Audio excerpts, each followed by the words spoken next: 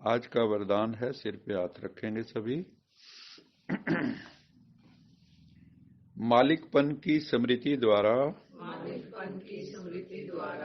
परवश स्थिति को समाप्त करने वाले सदा समर्थ भव। मालिकपन की स्मृति द्वारा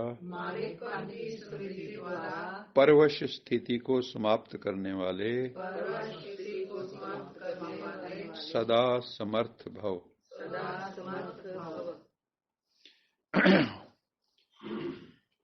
जो सदा मालिकपन की स्मृति में स्थित रहते हैं उनके संकल्प आर्डर प्रमाण चलते हैं। जैसे जो अथॉरिटी होते हैं ना, एक ऑफिसर कैटेगरी होता है और एक अधीनस्थ, उनके अधीन वाले होते हैं।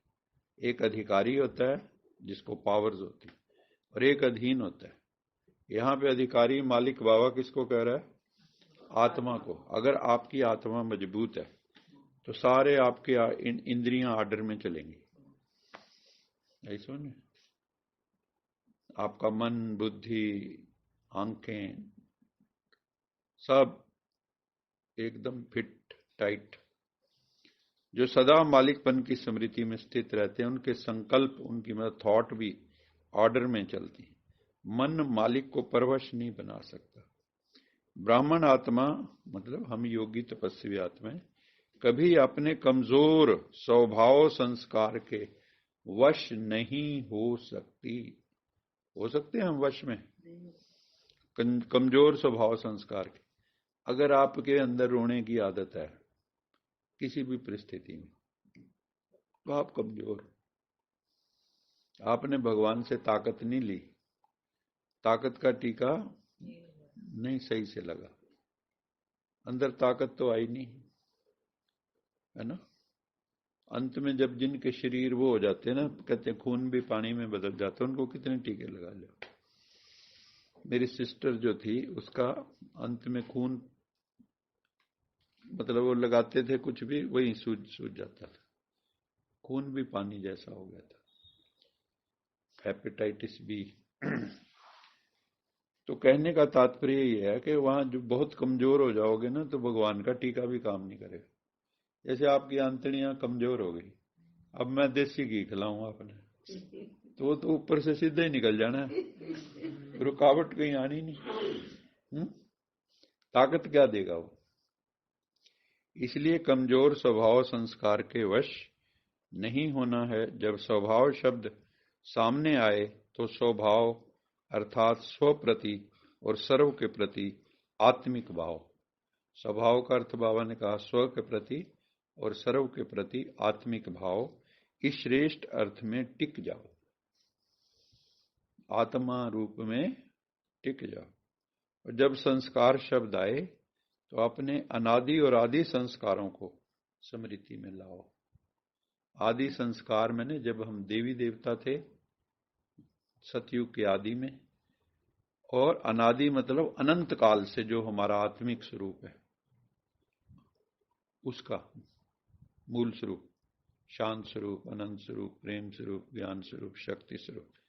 तो बाबा कहते हैं इनको याद करो, आदि संस्कारों को और अनादि संस्कारों, इनको याद में लाओगे तो बाबा बताता है कि आपकी आत्मा मजबूत कैसे बनी, तगड़ी कैसे बनेगी आत्मा। तो अपने अनादि संस्कारों को और आदि के संस्कारों को स्मृति में लाओ तो समर्थ बन जाएंगे, परवश स्थिति समाप्त हो जाएगी। अभी हम ना अधीन है अपने स्वभाव के, संस्कारों के, हम गुलाम हैं। अब सब क्या है? गुलाम। भगवान इस गुलामी से मुक्त करने आया है, और जब हम इस गुलामी से मुक्त हो जाएंगे उसी को मुक्ति कहते हैं। लोग कहते हैं ना मरने के बाद मुक्ति मिल जाएगी, मोक्ष मिल जाए। ऐसे मिल जाएगा क्या? रोने धोने से? जो जीते जी मुक्त नहीं हो मरने के बाद मुक्त होगा कैसे भाई? हो सकता है कभी? जो सारी जिंदगी रोता रहा हो तो मरने के बाद कैसे उसका वो संस्कार बदल जाए? क्या मरने से संस्कार बदल जाते हैं? मतलब ही नहीं है।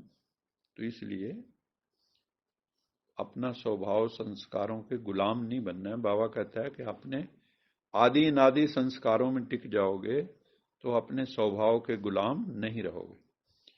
फिर भगवान की शक्ति आपके साथ काम करेगी, वो सर्वशक्तिवान ताकत देगा, है ना। रोज ज्ञान का इंजेक्शन लगाता है। स्लोगन है, वरदानों की शक्ति जमा कर लो तो परिस्थिति रूपी आग भी पानी बन जाएगी। वरदानों की शक्ति जमा कर लो। रोज बाबा वरदान देता है ना, एक एक वरदान पे अगर हम रोज का रोज काम करें कि आज बाबा ने वरदान में किया कहा, और उसको अपनी स्मृति में लाएं, बार बार उस पर चिंतन करें, तो वो आपका हिस्सा बन जाएगा। जैसे मान लो आपने रोटी खाई, ठीक है, रोटी खा क्या करते हो, चबाते हो उसको, ब्रीक बनाते हो उसको, उसके अंदर यहां थूक मिलती है, टाइलिंग जाता है उसके अंदर, फिर पेट में जाता है, वहां चक्की में घूमता है, अंत में जाके आंतड़ियों द्वारा उसका रस शोषित हो जाता है, शरीर में अब्जॉर्ब हो जाता है और वो खून बन जाता है। ऐसे ही ज्ञान का खून बना देना है, क्या समझे, उसको अपना आत्मा के मूल स्वरूप का हिस्सा बना देना है, अपना मूल स्वरूप जागृत हो जाए बस। तो बाबा कहते हैं कि वरदान की शक्ति को जमा कर लो तो परिस्थिति रूपी आग भी पानी बन जाएगी। अच्छा मीठे मीठे सिकिलद बच्चों प्रति माता पिता बाप याद प्यार, गुड मॉर्निंग। रूहानी बाप की रूहानी बच्चों को, हम रूहानी बच्चों की रूहानी माता पिता बाप याद प्यार, गुड मॉर्निंग, गुड नाइट और सदा रहो कहीं नहीं बन जाओ, बांध लो अपने, चलो प्रभु के।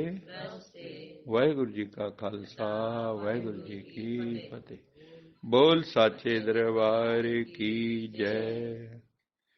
लोका समस्ता सुखिनो भवन्तु, लोका समस्ता सुखिनो भवन्तु, लोका समस्ता सुखिनो भवन्तु।